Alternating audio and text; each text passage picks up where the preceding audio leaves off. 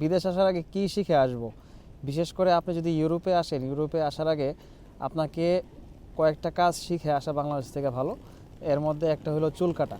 আপনি বিশ্বাস করতে পারবেন কি না জানি না, তবে বিশেষ করে আমি যেখানে থাকি লন্ডনে, সেখানে চুল কাটা অনেক এক্সপেন্সিভ।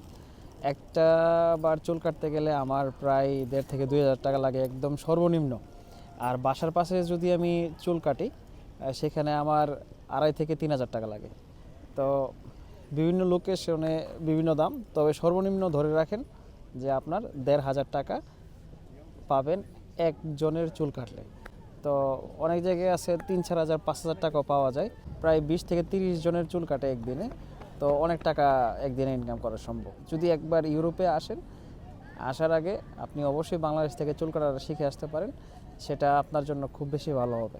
তবে আমরা লজ্জা পাই অনেকেই, যারা নাকি বিশেষ